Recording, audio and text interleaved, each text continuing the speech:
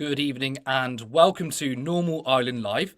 This is our 10th show, so happy anniversary to us. My name is Curtis Daly, and I will be your host this evening. And I'm joined by none other than Kevin Logan. The Kev is making his first appearance on Normal Island. How are you doing, my friend? I'm very well, thank you. And as the most normal person on Normal Island, I'm glad to be here. We'll soon see about that, won't we? But let's get to the first story of the night. A Redford and Wilton poll on under 24-year-olds have put Reform in second place, beating the Liberal Democrats and the Greens. As you can see, Labour are miles ahead with 47%, Reform with 21%, beating the Lib Dems with 15%, and the Greens with a surprisingly low 7%, and the Tories dead last with 6%. Now, among all ages, Reform has surged to second place in the north. Now, you can see here that Labour are first with 35%. Notice a drop of 7 points, with Reform second place with 26%.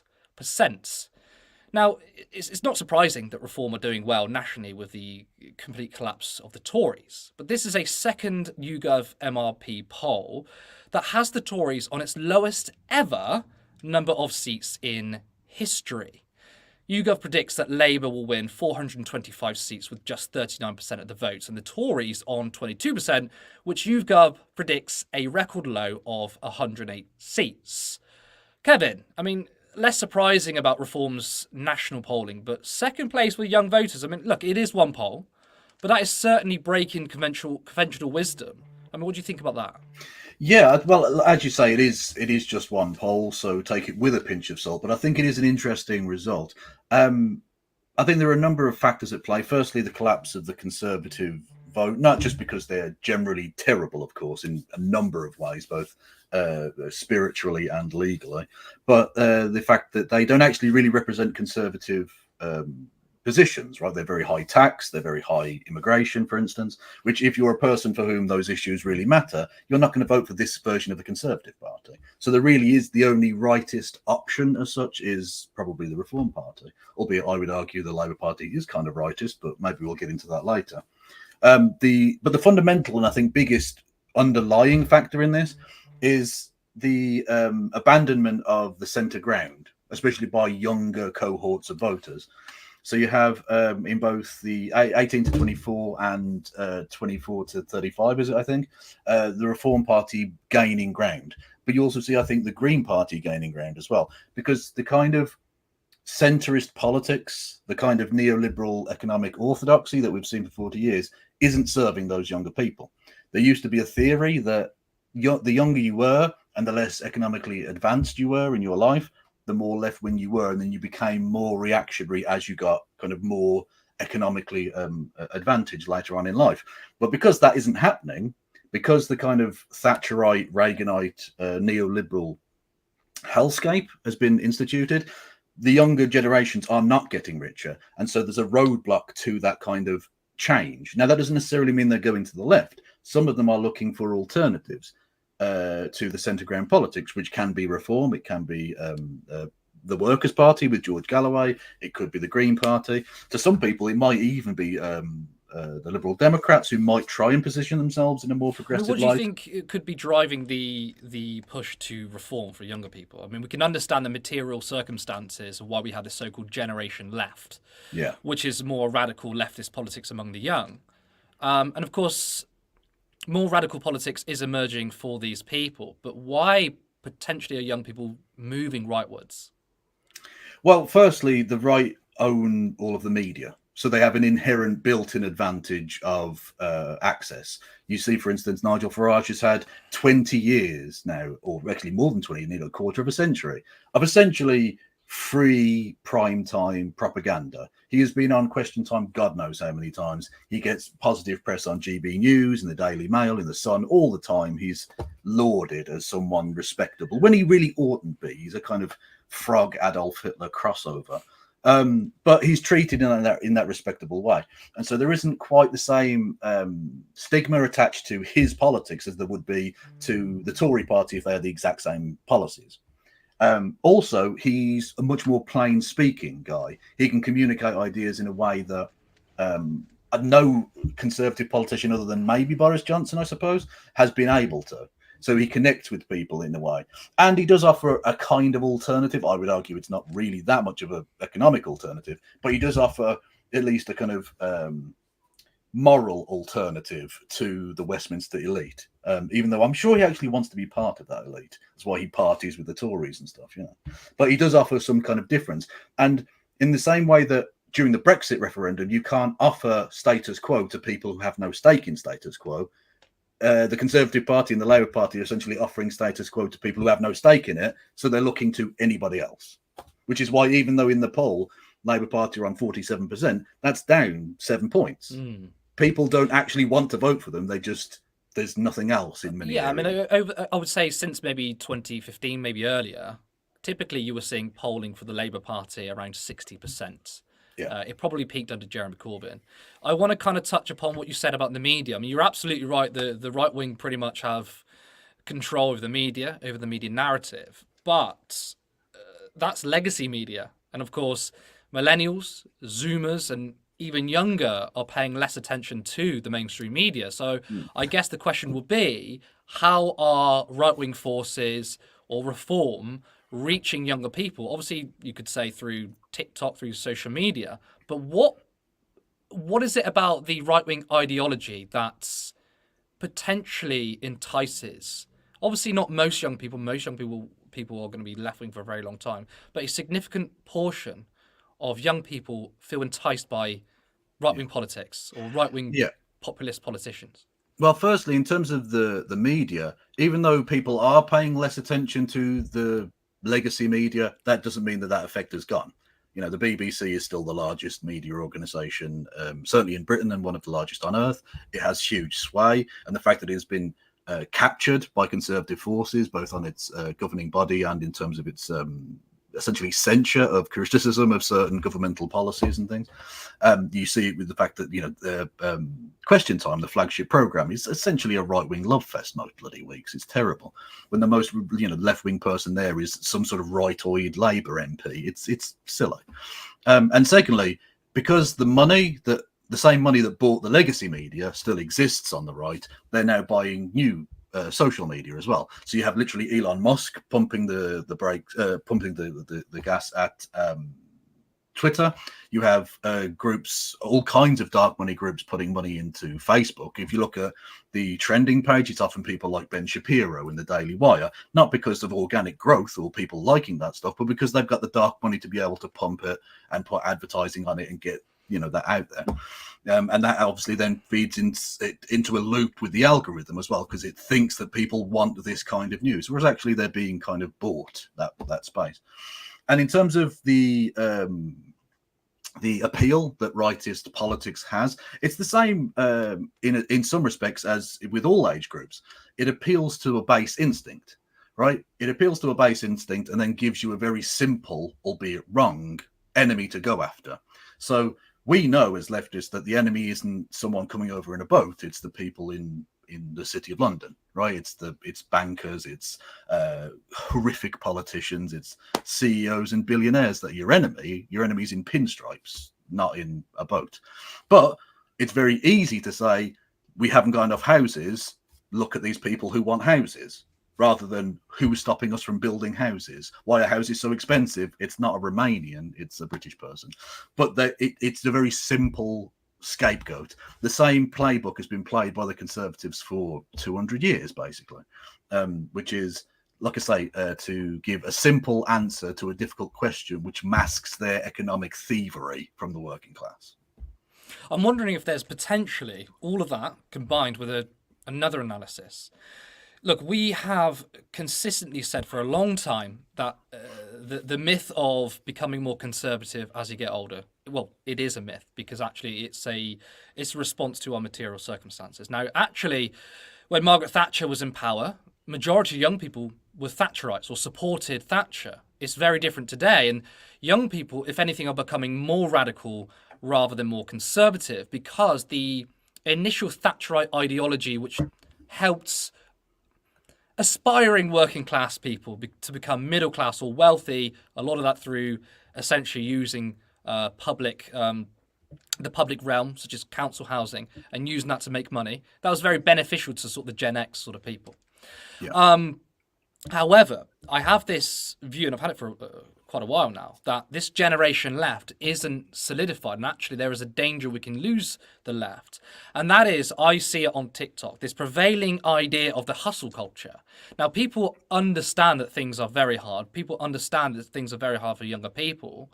But I think there's a subsection of young people who are falling into the trap of things are shit, and I'm not going to rely on other people. I'm going to essentially pull up my bootstraps, 2, 3, 4 jobs, and get in that sort of grind mentality. And we're seeing that on TikTok. It's a very surprising response when typically majority of people, majority of young people, are looking more to collective politics. There is a subsection of people who are leaning into the individualist ideology, which, by the way, I don't think is completely separate from being influenced by Andrew Tate, for example. And obviously this is probably going to be more prevalent on young men. But obviously Andrew Tate doesn't just represent misogyny. Andrew Tate represents its purest form of Thatcherism. Because that's what it's all about. Hustle. Hustlers University. Fuck everybody else. I need to make money. And I think that is drawing on younger people as well, which is a big danger. Now, go on. You were going to say something. I'll I was just going to say, I think Andrew Tate is, like you say, the perfect distillation. He is the absolute creation of Thatcherite, atomized, de-socialized, if you will. You know, her famous phrase, "There's no such thing as society." He embodies that. He's absolutely that selfish. Everyone else is there to be used for my personal benefit, and fuck everyone else, basically. And it's not surprising to me that there are a subsection of people who react well to that kind of stimulus, because in a world where, like I say, the media is controlled by economic forces that want you to not feel like the government is ever going to be the answer, or that the society around you can ever be relied upon.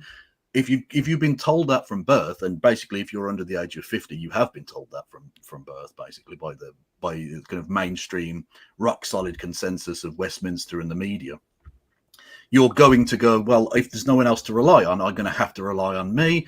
4 jobs, 5 jobs, delivering for Deliveroo or Just Eat or whoever, right? Earning a pittance and accepting that as your lot in life, like a kind of medieval serf, but with a car instead, instead of a plow. It's a shame, and it's sad, but it's totally understandable given the way that consent has been manufactured amongst a certain section of society.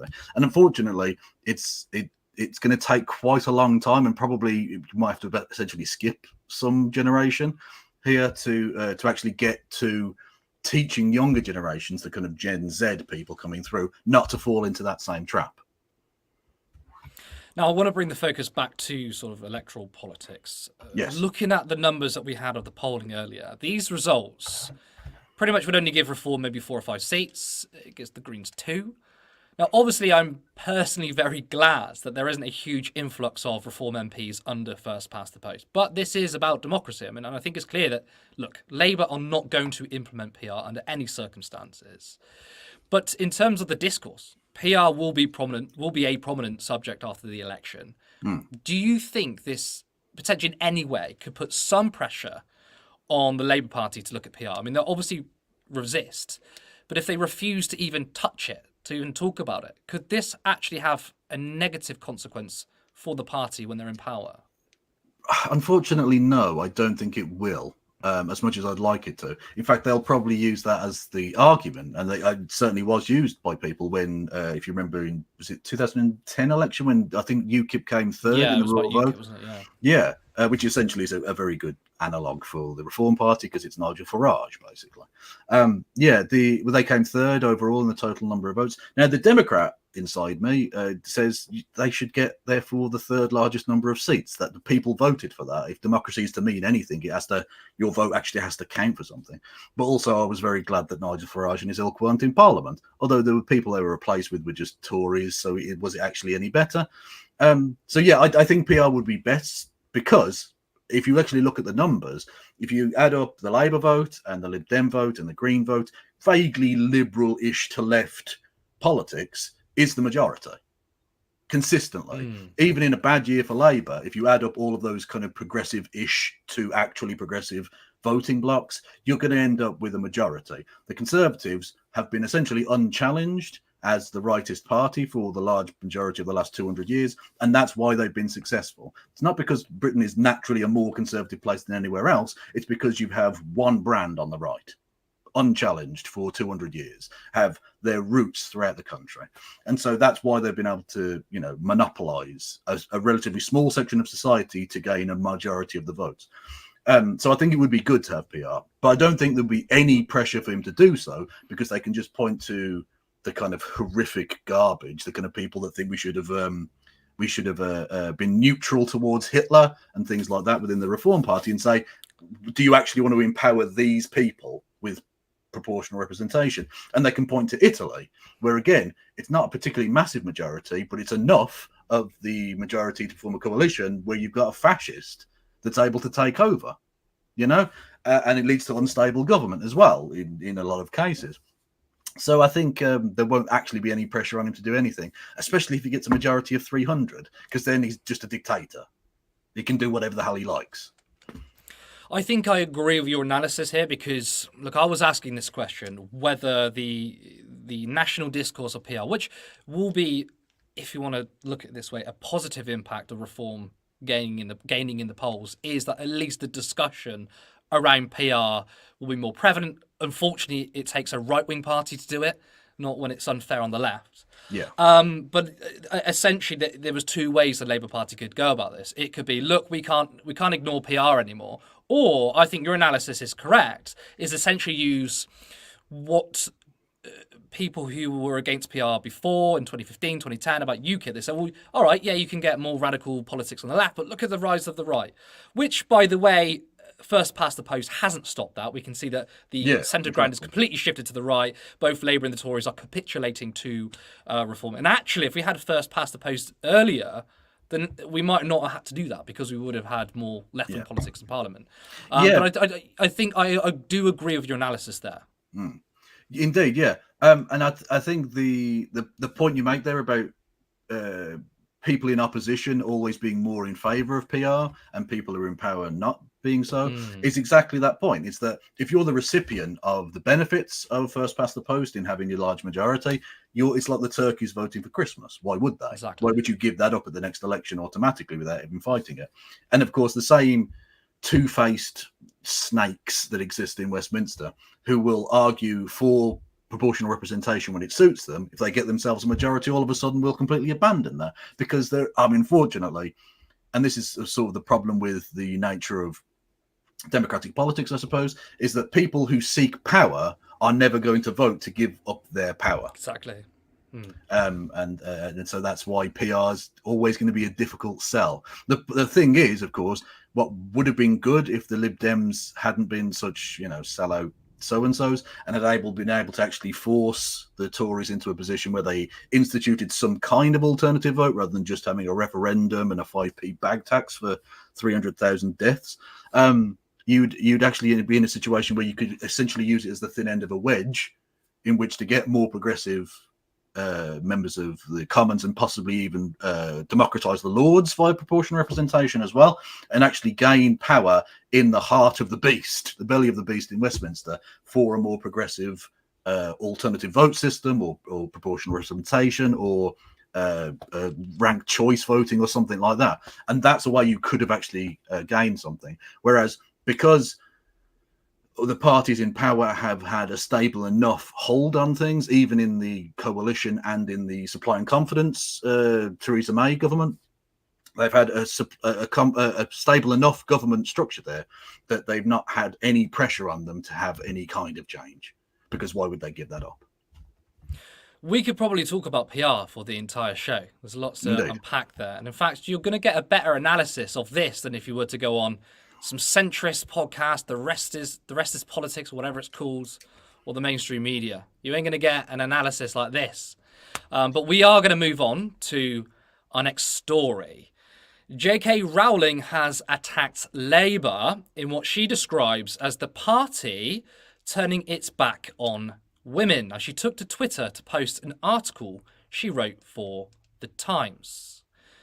With apologies to strike fans waiting for Book 8, I spent much of today writing this. I mean, she spends a lot of her time talking about trans people. At least she's admitting that she's prioritising this over her books. Now, this is what she said about Labour. J.K. Rowling has said she will struggle to support Labour if Sir Keir Starmer keeps his current stance on gender recognition. The Harry Potter author has authored a 2,000-word essay in The Times in which she outlines her dissatisfaction with the Labour Party's current position. In this piece, she criticises Sir Keir, as well as Shadow Home Secretary Yvette Cooper, Shadow Equality Secretary Annalise Dodds, Shadow Foreign Secretary David Lammy, and Shadow Attorney General Emily Thornberry. Now, in the article, the author speaks about how she thought she misheard Sir Keir in 2021 when he criticised Labour candidate Rosie Duffield for saying only women have a cervix. Sir Keir was asked about his statement in a recent leaders' debate, at which point he said he agreed with Sir Tony Blair that women have vaginas and men have penises. Rowling says she felt the Labour leader gave the impression that until Tony Blair sat down for a chat, he'd never understood how he and his wife had come to produce children. Rowling says the debate for left-leaning women like herself isn't, and never has been, about trans people enjoying the rights of every other citizen and being free to present and identify however they wish. As long as Labour remains dismissive and often offensive toward women fighting to retain the rights their foremothers thought were won for all time, I'll struggle to support them. Now, first of all, it's clear J.K. Rowling isn't left-leaning. I mean, she attacks Labour consistently under Jeremy Corbyn. Now, in the article, she also explained how it was an issue of free speech, that people shouldn't be hounded for speaking up. Now, it's funny she says that because she consistently piles on and abuses people with a much smaller following than her. Her abuse of India Willoughby, for example, is well documented. Kevin, Labour have worked hard to appease the TERFs. I mean, you even have Wes Streeting saying, well, he regrets calling trans women women and trans men men. Yet J.K. Rowling has still decided to write a 2,000-word article attacking Labour and trans people. Yes, I mean, there are a number of lessons that I hope will be learned, although I suspect they won't be, because Keir Starmer is a person who believes nothing, frankly, and will sell out any principle he ever claimed to ever hold, or any policy he ever had. Firstly, don't try and appease TERFs. Firstly, because as the nominally left-wing party in this race, or certainly of the two main parties, let's say, they're not voting for you. These people are conservatives, these people are fascists, and those are the two types of TERF you are. Or you're a baby TERF who doesn't realise how toxic it is, and eventually you'll get out. Either way, they're not voting for you. Stop trying to appease them, it's ridiculous. And secondly, it goes beyond just they're not going to vote for you, but you can't appease them. For them, it's all or nothing. These people speak in erasure. They speak in a certain kind of genocidal tone towards trans people. They want trans people excised from public space completely. They don't want any legal or financial protection for trans people in any way whatsoever. So unless you offer them absolutely everything, which you can't realistically do, even given Britain's international law obligations to people, you can't possibly do that. So don't try and appease them. Giving them half of what they want is not possible. You either tell them to go away, you're not serious people, I'm not going to take this drivel seriously, or you have to give them everything. So he's trying to play it both ways, and it's not really going to succeed for him, because you're likely going to lose more votes from progressive people who don't want to vote for transphobic nonsense than you are actually going to pull over any TERFs from voting Conservative or Reform. Secondly, before we even get into the kind of the substance of what she said, just the fact that she wrote this in the Times newspaper, I think, completely undermines any credibility she has on the topic of women's rights, etc. Because, as we know, the Times newspaper is owned by News International, run formerly by Rupert Murdoch and now by his son, who have been involved in basically every virulent misogynistic campaign from any political figure in the Western world in the last 50 years. They have been responsible for the rise of the anti-abortion movement in the United States, along with evangelical Christians, which has taken away abortion rights and contraception rights and stuff in America, as well as, of course, raising Donald Trump, a man who is self-admittedly a rapist. Look into his first marriage and the the civil settlement, which he agreed to, the affidavit thereof, to the position of the most powerful man on earth. You have his support of Margaret Thatcher and her undermining of gay rights with Section 28, which obviously affects women as well.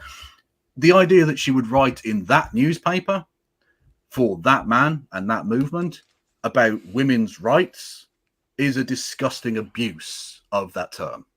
Really, I mean, just unacceptable. It's not serious. It's political chicanery at best. Secondly, as to the point she makes, or the points she makes in the article, it's really bizarre, the idea that you can accept that trans people exist, but also understand how babies are created.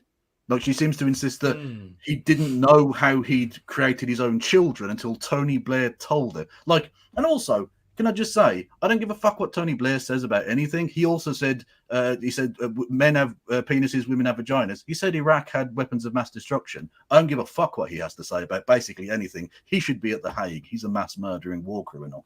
Secondly, I think the answer that Keir Starmer gave during the Question Time leaders thing was actually not too bad. It was still a bit gender essentialisty with his, reference to Tony Blair, although that's just a nod to the right wing of his own party. But he actually made some, I think, realistic points about the way in which this has been divisive and that needs to stop, which is stopping short of reinforcing the point he made about Rosie Duffield, whilst also saying that he doesn't necessarily not believe the thing he said. And that's, I think, realistically the best you're going to get out of him during this thing. And that wasn't enough. You can't negotiate with TERFs. So stop trying here. Have a semblance of principle and backbone and stick up for the human rights of some of the most oppressed people in this country. Or piss off. What good are you if you're not doing that? I mean, you are right. You can't compromise these people. But it's not just on the issues of trans people. I mean, it's a thing on the right wing. I mean, we can draw parallels for, let's say, how Keir Starmer has pretty much lurched to the right on immigration and refugees. I mean, he's even saying that I don't even believe in new safe routes. Yet you still got a campaign ad that came out the other day from the Tories, filming them on the beach, rolling up the red carpet and saying this is what Keir Starmer's going to do. You've got Richard Tice saying that Labour and the Tories are two sides of the socialist coin. Like, no matter how much you pander to the right, they're going to attack you from the right, pretend you're left wing, because that only benefits their politics. So you're conceding for no real reason. Now, in terms of transphobia, it is even more prevalent. And I don't think it's crazy to say that essentially, unless you're calling for essentially the non-existence of trans people, to put it lightly, that's all they're going to accept. And we had Wes Streeting on The Sun, saying that I regret calling trans women women and trans men men. That is the most transphobic thing a Labour politician has said. Is it ever possibly? Possibly, I mean, yeah. obviously we've got Rosie Duffield, but at least since, I mean, Jeremy Corbyn, when he was leader, he said trans women are women, trans men are men. It was the first signal I'd seen for a very long time that Labour were taking trans people and their rights seriously. But what Wes Streeting said was so stark and so clear and incredibly transphobic that even still, J.K. Rowling is looking at the Labour Party saying they're not enough. Because, again, unless the policies pretty much put all trans people in danger, it's not enough. We're streeting. You're not welcome at Pride. Don't turn up. You're not welcome. If you're going to sell out part of the queer community, then even you as a queer person can piss off. You're not welcome. Go away. You're no better than the fascist. In fact, arguably you're worse, because at least the fascists can be seen, whereas you are the wolf in sheep's clothing, pretending to stand for queer rights when you clearly do not. Also, realise this: the people calling for the erasure of trans people are being funded by people who want you in the camps as well, Wesley. That, I think, is worth bearing in mind. Yes. I was going to say as well, because when you think of Posey Parker was rallying with Nazis. Yeah. She'll pretend it's only about trans people or women's rights. Yeah. But it's not true, because you've once you seen concede on that point, you'll see she's actually anti-choice. She's actually really bad on cis women's rights. Because she's trying to obviously play trans women and cis women against each other. Yeah. She is terrible on a whole host of things, and that's essentially what the TERF movement is. I mean, TERF is probably the wrong label for it because it includes radical feminists in it. They're just conservatives. Yeah, it's a shame. It's a shame because radical feminism has, I think, sounds pretty cool. A very noble historical and philosophical tradition. Well, traditions. There are many different types of radical feminism, and for them to be lumped in now with the kind of reactionary filth that are the TERFs is a shame. But it's a label that's stuck. It's just it's a shorthand for saying a person who is transphobic, who at least in theory appears to be on the left or is positioning themselves as if they're on the left. But we've seen that they're clearly not that. Like you say, Posey Parker marching with Nazis, and indeed the rest of her TERF acolytes defending that as if that's a remotely acceptable thing. We've seen members of TERF organizations speaking with the Heritage Foundation in the United States, a evangelical Christian far-right think tank. These people are not on the left. They're not progressives. They don't really stand for, like you say, cis women's rights in many respects. And indeed, literally, Hitler gets quoted at their rallies, and not in some semblance of like, oh, they were against what he was having to say. They're very, very bizarrely into the patriarchal notions of men and women, which ultimately leads to the stamping down of women's freedoms. Which, again, ultimately is where this goes back to. This is being funded, this movement, by evangelical Christians from America, largely. If you look at the LGB Alliance, none of those people are lesbian, gay, or bisexual. They're just straight people who are Christians who want to, shit on trans people because that's the acceptable group now. They realise you can't go after gay people in the same way. You can't go after lesbian people in the same way. You can still go after trans people. And so it's the kind of, I don't even know, the kind of the bogeyman of the gaps. Where's the next group they can go after? We've seen this, of course, with racial elements as well. You can't go after Jewish people in quite the same way you can with, say, Muslims. You can't go after gay people in the same way that you can go after trans people. This is there's like a hierarchy of bigotry that you're allowed to engage in, and it depends how far down you want to go as to how far right you and open you're prepared to be. But it's tragic because the Labour Party have said that they're going to stick by many of the recommendations in the Cass review and by the puberty blocker ban that the Conservatives instituted sneakily just after the election was called, so that it wouldn't get any headlines. So there's no real reason to vote for the Labour Party if you're a progressive, because they're not doing harm reduction. They're not the lesser of two evils. They're just one of two evils. Yeah, because at least for maybe if you were very unhappy with, I don't know, Ed Miliband's leadership, I mean, I thought it was still very neoliberal. There's a couple of good policies in there. You at least had the sense that they were socially liberal, though. Yeah. There was a utility. I mean, I voted Green in the first election, but, I could see the utility in voting Labour under Ed Miliband because they were socially more progressive. But you essentially have got a fundamentally social and economic conservative under Keir Starmer. Yeah. But we are going to move on. Again, we could probably talk about this all show, but we've only got an hour. Now, let's go to some of our comments. If we can get them on screen now. Scrubby has just become a YouTube member. Thank you for becoming a member. Your support is invaluable. It means everything, and we can only do it with you. We are just a voluntary media organisation, so thank you for your support. James Holmes gifted 5 Turn Left memberships. Again, thank you so much. Very generous of you. But you are a part of this journey of Turn Left, so thank you again.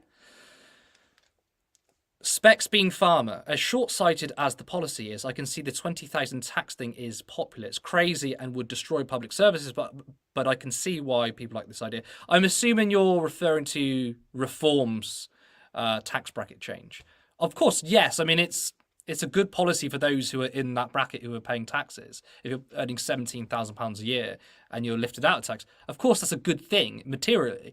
I don't think it's a bad policy. The issue, though, is when reform want to cut taxes for the working class, but also cut taxes for the wealthy, because that kind of offsets the work they've done, because inequality matters. I mean, there's this idea that people think, do you know what? I don't really care if the rich get incredibly rich, as long as I'm better off. But the problem is, when the rich get richer, inequality will eventually make you poorer. So, for example, us working class people rely on public services. It is essential that it is funded properly. We have the NHS as something we rely on. Those who are in the 1%, top 1%, or the 1/10 of the 1%, sound like Bernie Sanders, if you're a multi-millionaire, billionaire who doesn't necessarily rely on those public services, well, you can have your tax cut, and if you want, you can just go private. So the public realm is a form of wealth for ordinary people. Even though it looks like you've got more money in your pocket because you're saving on taxes, think about the private taxes. I mean, it was the argument Bernie Sanders actually made for universal healthcare. People were saying, well, you're going to raise our taxes if you have universal healthcare, but you don't have to pay any insurance premiums. So that's the point there. But I agree, obviously, it's a good retail offer for people. If they're looking at the Labour Party and they cannot see any retail offer, but Reform says you are directly going to benefit in the short term for this, I can see that. It's why it's a clever policy from Reform. Any more questions? Hakan Osalan, I hope I pronounced that correctly. J.K. Rowling literally hangs out with no neo-Nazis and is obsessed with trans people. She has been far from progressive for a long time. Yes, you're absolutely right. I mean, look, if you're an extreme transphobe, you're not a progressive. It's not like, oh, I'm really, really left-wing on everything, but suddenly when it comes to this specific issue, I have a different view. And they try and dress it up as, oh, it's about women's rights. It's bollocks. You scratch a turf, you find reactionary, a conservative. And yes, she is obsessed, and she sat in a big old castle just tweeting about trans people. I'm sure her family are very worried about her. Rachel Atwood, good to see you again. This is one instance where Starmer could take a page from Biden's book, just accept trans identities as they are, move on. It's a really good point, because what I find quite astonishing is in America, you have more of a polarization of views. There is extreme transphobia in the US, trans people being killed. I mean, not to say that, well, we know that Brianna Ghey was murdered in the UK, so it happens here too, but it's even worse in America. Yet you've got the Democrats, for all their faults, how terrible they are on the economy, obviously how terrible Joe Biden is on supporting genocide, he's complicit in it. The Democrats haven't been afraid to stand up for trans people, even if it's just on rhetoric. I mean, the policies doesn't necessarily mean it's going to be good. I mean, universal healthcare benefits trans people, for example. You need to have that sort of class element there too. But at least on rhetoric, they're willing to say, we care about trans people, because the majority of people care about the material conditions. I think you're absolutely right there, Rachel. Keir Starmer shouldn't fall for the trap. He should just say, trans rights are human rights. Supporting trans women is not contradictory in supporting cis women. How people want to divide it. He could do that, but he doesn't, because he's a weak man.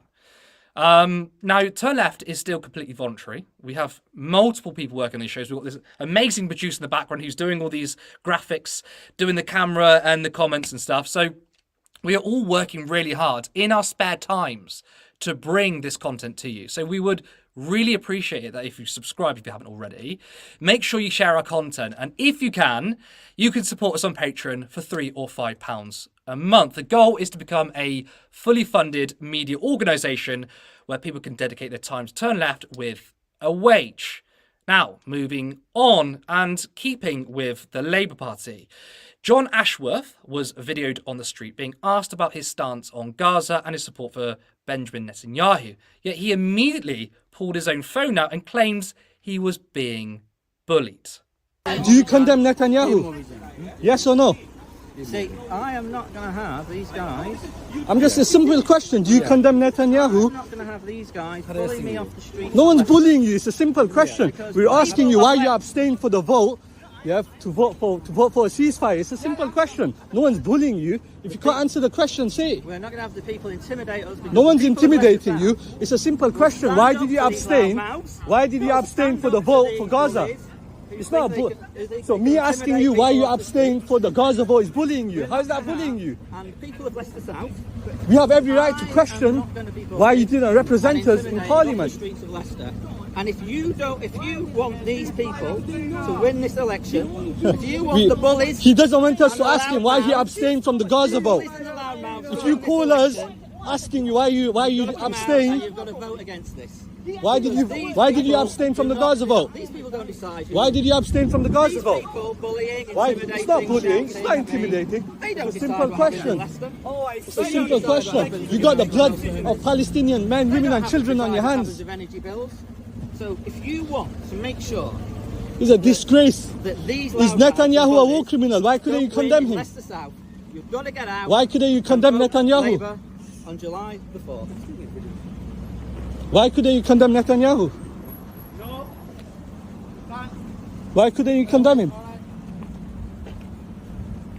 Asking you why you abstain from the ceasefire is bullying now. Talk is complete, my friend. You can go. Thank you. How is asking you why you abstain from the ceasefire vote bullying and intimidating? He answered everybody there. And here we can see people are bullying me. Vote Labour July the 4th. Oh, it's just pathetic. Look, I don't know about you, but I can't see in any way how Ashworth was being bullied. He was being asked questions on the issue of a genocide. And before the person who approached him finished their point, he already had his camera out. I mean, if it was bullying, why was he so ready to film? It's almost as if he was ready to smear ordinary people as bullies. Kevin, I mean, we're seeing more and more MPs claiming they're being abused, when in my eyes it's just accountability. We've seen it this week with Rosie Duffield, now with John Ashworth. I mean, do you think these MPs should just step down if they can't handle the heat? Yeah, if you don't want to be questioned by constituents, by taxpayers, don't stand as a member of parliament. It's very simple. If you can't handle the heat, step down. Look, I understand wanting to protect your safety. You've seen people like Joe Cox be murdered, right? We've seen politicians be attacked in that way, and that's a shame.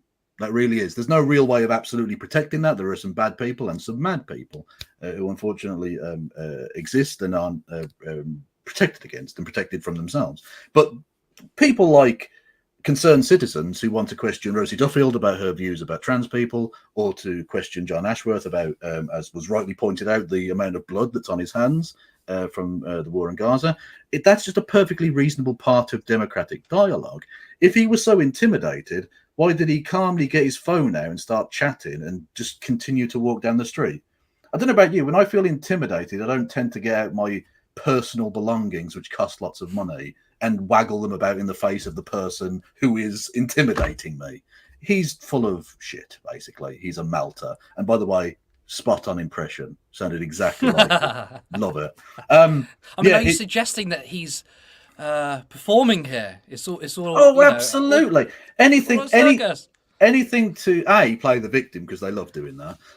It's the Zionist favourite trick. Always play the victim. Any opposition to them is oppression. You can't honourably disagree with a Zionist, it would appear, without being either a bully or anti-Semite or both. And secondly, it deflects from the actual issue. Because you'll notice the perfectly reasonable question, why did you abstain on the vote for ceasefire in Gaza, which he did do, I suppose didn't do, whatever. He didn't answer. He just played the victim, said, I'm being bullied, vote for me, etc., etc. And also played a little bit, like, I know people will say he was saying the bullies, but when you say you people as the white man pointing at the Muslim, it does feel a little bit iffy. It does feel a little bit like you're making an ethnic point there, which is a bit unfortunate. That's the slight subtext I got from that video. I can't obviously confirm if that's true. It's distasteful. I don't think he's necessarily like some sort of hideous anti-Muslim bigot or whatever, but he's clearly an unaware middle-class white guy who doesn't really quite understand the dynamics of that, which is odd considering that he's standing in Leicester, an area with a very significant Muslim majority, Muslim population in that city. So you would think he'd have a bit more about him than that, but he clearly doesn't. And yeah, if you're going to take the stance that you are on Israel, you can't have been surprised by the reaction you were going to get. Now, one thing I have been surprised about and disgusted by is the fact that the Gaza situation really has not played in this general election at all. Outside of one instance of the SNP leader in Westminster mentioning it in one of those 7-way debates, I don't think anyone's really made the point. the cast iron consensus between Labour and the Conservative Party as to the fact that Israel just has carte blanche to do what it likes. I mean, literally today they attacked Gaza City, another few dozen murdered. It barely makes a headline. It barely makes a dent. It's not being talked about. The evil individuals in the heart of Westminster and the media establishment, which have allowed for this, have defended this, have run cover for this, are not being held to account for this during a general election. If we can't question them about it now, when the hell can we? When would John Ashworth like us to be able to do a democracy? Democracy is only when you vote at the ballot box, though, Kevin. Well, right? exactly, I mean, but you can't have any participation in there. Yeah, you know, and you can't even question him as to his stances, so that you can make an informed decision about who to vote for. Well, do you know what? That really reminds me of when the Green Party did this excellent graphic on Twitter, which was a list of MPs, Labour and Tories, on their voting record on Gaza, and they were saying the Green Party is putting people's safety in jeopardy. It was like, they're just publishing public information. You can go and see how your MP voted, and that's it, because they don't like accountability. Now, that's I think all in Hansard. That information will still be in Hansard in 100 years' time. It's fine. What? Look, I think we can all agree here, and you've already said it. Abuse of MPs is an issue. It should be condemned. But a lot of that abuse, I think, are aimed at those who the media are either already hostile to or ignored. I mean, think about Diane Abbott, Salma Begum. They've received awful Islamophobia, anti-black racism. So I want to ask you, do you think there is potentially an element of racism at play here? Because it seems like many white MPs are playing the victim, when often those same people have nothing to say about the treatment of minority MPs. Oh, absolutely. 100%. There's an element of racism, there's an element of misogyny, and there's an element of, let's call it trot hunting for sake of the Labour phrase there. The racial element of it is, you've got people like Diane Abbott and the other one who was deselected, whose name I've totally forgotten off the top of my head, who was literally found out via the news that she'd been deselected. Faiza Shaheen, yeah. Faiza Shaheen, thank you very much. Yes. Again, if this was Rosie Duffield, we need to treat Rosie Duffield with kid gloves. She needs to be wrapped in cotton wool. She can't even do a hustings because people might ask her hostile questions, right? But with Diane Abbott, she has to put up with Conservative Party donors saying that, literally the quote, she makes you want all black women to be dead or to be killed, right? And yet is still acceptable as a Tory party donor after having said that. You have then, during that scandal, Keir Starmer doing his faux thing of going up and saying, is there anything I can do for you? She says, can I have the whip back? And he just ignores her and goes back to her. Because that's fine, because she's just supposed to just take that abuse. Women, people of colour, are just supposed to sit there and take it as the rich white boy club does its thing. It's disgusting.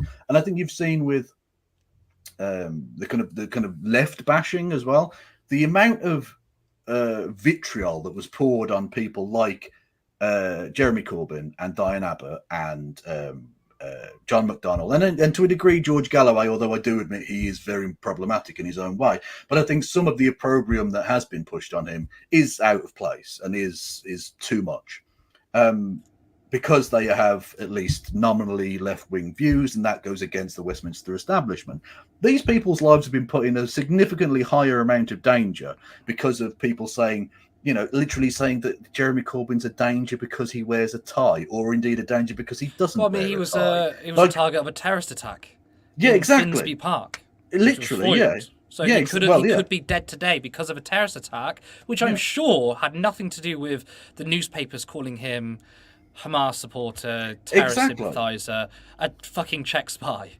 Well, exactly, yeah, Leah. Literally having him portrayed from the same organisation that portrayed Rishi Sunak as Superman, portraying him in front of the Kremlin wearing a Ushanka with a red star on it, as if he was a member of the KGB or whatever, any terrorist attack that's done is obviously the fault of the terrorist. But in terms of the blame, that can equally be put by the people who put them up to the task and the people who goaded them into acting upon whatever irrational thing they had going on in their heads. And the media have been absolutely front and center in desperately trying to attack, even in the most disreputable ways, the people like Diane Abbott and Jeremy Corbyn. And we've been very lucky, I think, that those terrorist attacks have been foiled and that nothing actually has happened to those people, because the media have been trying to stoke that fire. They would have been guilty of that. And frankly, I think there are lots of members of the British media who are rather disappointed that that hasn't happened. I couldn't name them, of course. That would be incredibly gauche and potentially illegal. But I think you know some of the people I might be referring to. Well, we can refer back to when Jeremy Corbyn was hit, punched in the face. I mean, look, we all love a good political egging. I mean, Ed Miliband copped a couple, and he took it with grace, by the way. But this egging from Jeremy Corbyn, the guy had the egg in his hand, but he punched him in the face. Guido Fawkes and other people in the media downplayed it and thought it was funny. Oh, it was excellent. He was punched in the head, and they laughed at him. So clearly they didn't care about his safety. Very selective there. But 100% no notes there. Again, I agree with everything you say, but we do have to move on. And it is the final story of the evening. Nigel Farage has caused fury after claiming that NATO expansion provoked Vladimir Putin to attack Ukraine on the BBC with Nick Robinson. I stood up in the European Parliament in 2014 and I said, and I quote, "There will be a war in Ukraine." Why did I say that? It was obvious to me that the ever eastward expansion of NATO and the European Union was giving this man a reason to his Russian people to say they're coming for us again and to go to war. But you were echoing him. I was, sorry. You were echoing him. That's what Putin says. No. Sorry, I've been saying this actually since the 1990s. Ever since the fall of the wall. But hang on a second. We've provoked this war. It's, of course it's his fault. He's used what But we provoked the invasion of Ukraine. Yes, and very interestingly, once again, 10 years ago when I predicted this, by the way, I'm the only person in British politics that predicted what would happen. And of course, everyone said I was a pariah for daring to suggest it. George Robertson, former Labour cabinet minister, who went on to become the Secretary General of NATO, has in the last couple of weeks said the war is a direct result of EU expansion. But I'm asking you about, because it's your judgment and you want to be Prime Minister. Let me ask you about someone else. My judgment has been way ahead of everybody else's in understanding this. Now, as a leftist, of course, I'm hugely sceptical of NATO. Look, it's been a tool of capitalist hegemony and imperialism. But look, since the war in Ukraine, I've personally had a more nuanced view of NATO. I mean, I wouldn't say I have a strong stance either way, but maybe, just maybe, it's a temporary evil thing we have to put up whilst Putin is around. However, Putin instigated the invasion. It is Russian imperialism. There is absolutely no excuse for it. Now, this hasn't stopped people comparing Jeremy Corbyn to Nigel Farage. David Gauke, former MP and minister, said this: "If you want the economic policies of Liz Truss and the pro-Putin policies of Jeremy Corbyn, vote reform." Now, calling Jeremy Corbyn pro-Putin, I think, is absolutely absurd. Corbyn has been on record calling out Russian oligarchs giving huge sums of money to the Conservatives. He's protested Chechnya when the political establishment sided with Putin, and has been a long critic of Putin, even when Tony Blair praised him for being an intelligent and strong leader. Kevin, I mean, what do you make of Farage's comments? I mean, is he right, or is he spreading pro-Putin propaganda? No, I think he's full of poop, frankly. And his grandstanding about I was the only one that was right is clearly nonsense. There have been lots of people who have been predicting this since the end of the Cold War, basically. And it's not hard to see how, given his involvement with the bombing of Chechnya, literally the razing of Grozny to the ground, his invasion of Georgia, his meddling in Armenia and Azerbaijan, and of course his fomenting, his diplomatic takeover of Belarus, his constant engagements with accidental overflyings into Finnish airspace. He sent a warship into the Irish Sea, into British waters. Look, he's constantly been trying to provoke across the board here. Okay, now that doesn't make what NATO does good. I think I would have a stronger stance than yourself and say that I actually oppose NATO. I don't think they're a good organization at all. I just happen to think that, like the clock being stopped, it will be right twice a day. It just so happens that NATO's interests align with the basic general moral position that is the Ukrainian people have the right to defend themselves against Russian aggressive imperialist ambition, right? But that's it. We are passing ships in the night, NATO and I, on this one particular issue, and that's it.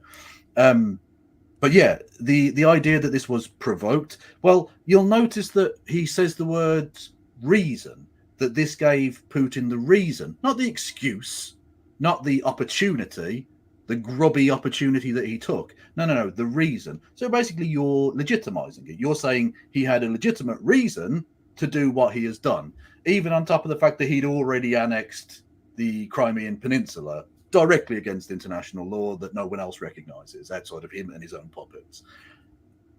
You are a bootlicker, Mr. Farage. You are a terrible person, and I think I put this down to not necessarily that he agrees with Vladimir Putin's overall goal, but it's sort of two-parter. Firstly, like a lot of semi-fascioid individuals like himself, they're actually authoritarian at heart, and they like the faux strongman tactics that Putin uses, which aren't actually strongman at all. They're very weak, because a strongman would have realized, oh, I've messed this up, and gotten out of the situation already. He's a very weak man who can't accept defeat, even 2.5 years into a 3-day military operation. Brilliant lad. And secondly, it's down to his white supremacy. He doesn't want to see the incorporation of Slavic peoples into the European family of nations, be that in the EU or NATO or anything else. He wants to see Western Europe and Britain specifically hived off from what he considers to be non-in-group peoples, like Ukrainians, like Russians, like whoever else might be accession countries to the European Union. And I think that's one of the core underlying reasons why he wanted out of the European Union in the first place. It's because he sees himself as above Polish people or Ukrainians or whoever, even Italians or French or Spanish, whatever. And he's a little Englander at heart. And so it's parochialism rather than necessarily fascism that inspires this. But either way, he's wrong. And I think Nick Robinson, to give him his credit for once, I don't think he's a great journalist, but he did a good job of making the point there that you're echoing his words. You're saying the thing that he is saying. And rather than realizing that that's a bad thing, he doubles down, Nigel Farage, and says, oh, no, I've been saying it since the 90s. Oh, well done. You've been parroting fascist nonsense since the 90s instead of just the last couple of years. Bravo, you idiot. To pick up on your first point, I mean, it's a good point, which is that he says, I've been talking about this since the 90s. I'm very, very clever. I think anyone could see, regardless of who's to blame, there was going to be a war between at least the West and Russia, given the brilliant historical events you've just laid out, but also the tension between them. So I don't think it's an enlightening enlightening position to have. It's probably kind of obvious. Now, given that the political establishment are trying to claim that Corbyn is pro-Putin, again, I think that's a load of nonsense. Do you think, though, that what Farage said is in any way compatible with Corbyn's position? Of course, we know Jeremy Corbyn is a skeptic of NATO. As I said, I'm ambivalent. I mean, some people might criticise me for being a bit too weak on this, but again, it's generally because I don't have a particular strong view on it. But I'm definitely a critic of NATO. I think it's and many socialists are. But I want to sort of nail down is it possible that in some way they have similar opinions, or whether Farage is being honest or not, or is this just more centrist horseshoe theory crap trying to equate the two? Oh no, it's definitely that. It's horseshoe theory nonsense. It's David Gauke, a loyal, quote unquote, former Tory minister, trying to garner any kind of support for the Tory party in its desperate hour of need, which, by the way, will fail. But regardless, that's what he's trying to do there.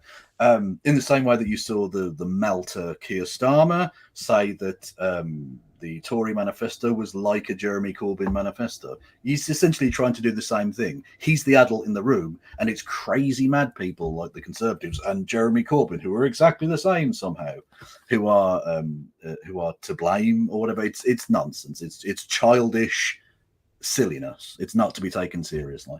Well, unfortunately, it is serious. But as to the actual point you made there about not being strong enough, I understand why some leftists have come around to a more ambivalent position on NATO, given the fact that Vladimir Putin's actions, and indeed the likes of Farage's backing up of those actions, have led to countries like Finland and Sweden, who had previously been themselves neutral and not really wanting to join NATO, now feel the necessity to do so. So if peripheral European nations are feeling that pressure, maybe NATO does have a future in a way that I don't want them to, but that you kind of have to just accept and move on with, if that makes sense. Yeah, which might seem like a kind of almost liberal position, but well, I think that's where you can't get past the reality of the situation. Sure, it just is exactly what it is, you know. But what I do find really funny is that, look, there will be people watching me who would say, bit disappointed, Curtis, you seem weak on this, right? Yet even my, let's say, milquetoast criticisms of NATO, maybe I should be stronger, that to me, in terms of the political establishment, will still see me as Putin's puppet. I mean, I've had journalists say to me, and people say to me, "You're just pro-Putin." Like, I've not even said. I mean, look, a couple of years ago, I said we should leave NATO and disband NATO, and then the war in Ukraine happened, and then I've had a more nuanced position. But even just having a nuanced position gets the political establishment with their backup and say, "Well, you're obviously pro-Putin." Yeah, exactly. And they've been playing this game for quite some time. If you remember Corbyn early into his leadership when the Salisbury poisonings happened, where obviously Russian agents went to try and kill Sergei Skripal, and unfortunately killed an innocent woman. It's all very awful. One of which, by the way, is now in the Russian parliament, in the Duma, one of those two Russian executioners. Bizarre. Anyway, when that first happened, and they were talking about it, there was an urgent question in the House of Parliament. He just made the very reasonable point that we should hold back from bombastic talking until we have all of the data, all of the facts, wait till we have a formal investigation. Then once we know what's happened and who's guilty, who's to blame, then we can take appropriate action, which is the argument that a statesman should make. The Prime Minister should have been making that point, but instead they were out there all guns blazing. This is definitely Putin. We need to, start World War III over a thing in Salisbury, which is it's just ridiculous. And that kind of bombastic talk is what leads to wars. That's the kind of thing that makes it more difficult for opposition groups in places like Russia to cooperate, because then they can just say, well, you're in the pocket of the British government, because the British government are seen as war-hungry, bloodthirsty lunatics, which in the the immediate aftermath of the Iraq War was not a difficult argument to put to people, because we did seem exactly like that, bloodthirsty imperialist garbage. So it's very easy to make that point. Don't make it easier for them.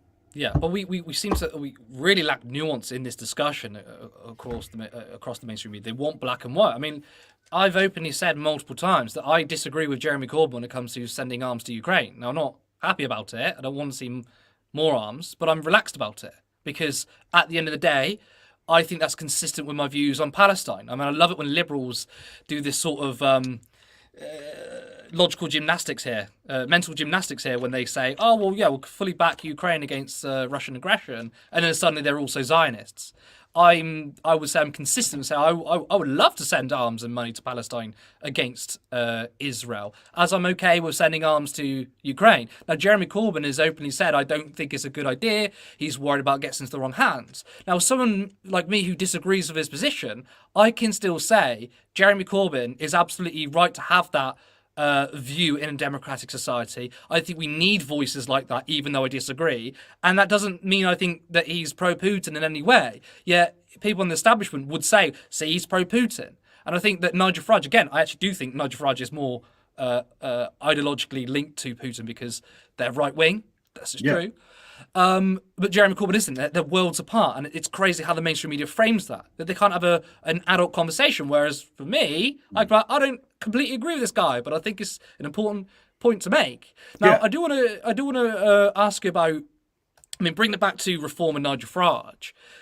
Do you think this could hurt Reform's campaign in any way? I mean, look, Farage is very much aligned with the BBC and the British state when it comes to most of his politics, whether it's his Thatcherite economic policies or his anti-immigration rhetoric. And I want to point out that, yes, in terms of policy, immigration has increased on a large scale, but the media, and specifically the BBC, always, and for decades, platform anti-migrant rhetoric. But when it comes to his statements on Putin and NATO, this is very much in conflict with the establishment. And of course, we are seeing negative coverage already. So could this help or hinder Farage/Reform?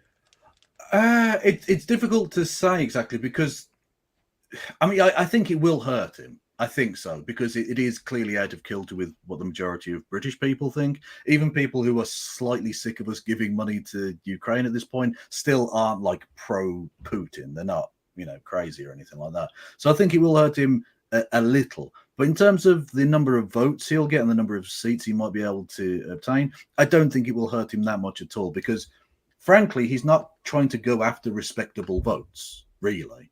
We've seen that from the way he's campaigning. We've seen that from his general tenor over the last 25 years. We've seen that from the number of policies he's put out. He's going after right-wing votes.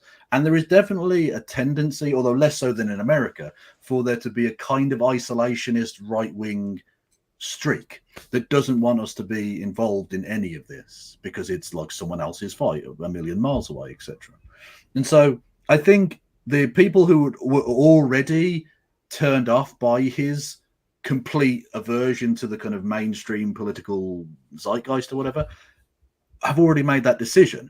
And if the Conservative Party and the Labour Party coming out and saying what he said about Putin is disgraceful, which I think they're right to have said because I think it is disgraceful, people who weren't turned off by them saying the exact same thing about his rhetoric about Muslims on trains or people who speak Polish or whatever probably aren't going to change their vote on this basis either. Even if they disagree with him a little bit on this subject, they're more important. There are things they find more important.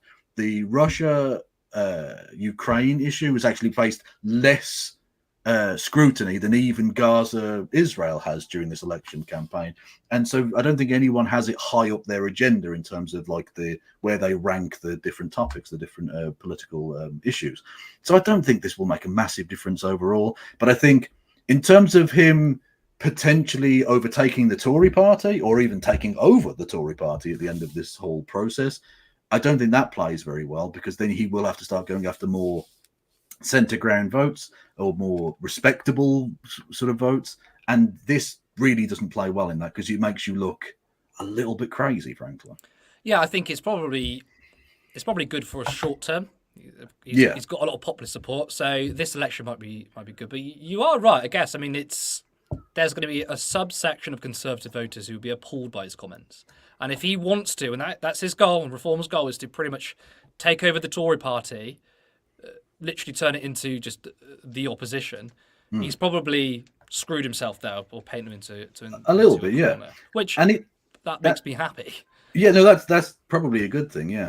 And it's not like he's some sort of based leftist, anti-NATO pilled guy, right? Like he still has said that they're going to spend the 200 billion on the new range of nuclear weaponry, which means we're still going to be at the behest of Washington because it's not an independent nuclear threat. So we're still going to be in NATO and run by NATO. So even though he's giving kind of anti-NATO vibes, he's mainly giving pro-Russian vibes or pro-Putin vibes, pro-strongman authoritarian vibes, because we're still going to be in NATO, even if he became prime minister, which he won't, thankfully.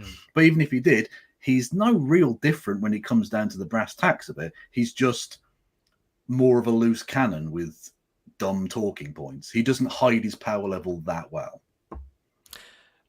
That sums him up perfectly. I could not disagree. Now, we've actually overran, which just proves it's been a really good show. But that is all for tonight. Thank you so much for tuning into our 10th live show. I want to thank you for your comments and your support for this channel. Now, we won't be going live on Monday, as I'll be in London all day Sunday and Monday, but we will be back Wednesday at 7:30 p.m. Now, I'd like to thank Kevin for his normal island debut, but you need to subscribe to his YouTube channel and Twitch. Now, the links are in the description. I'm Curtis Daly. Thanks for watching, and see you next time.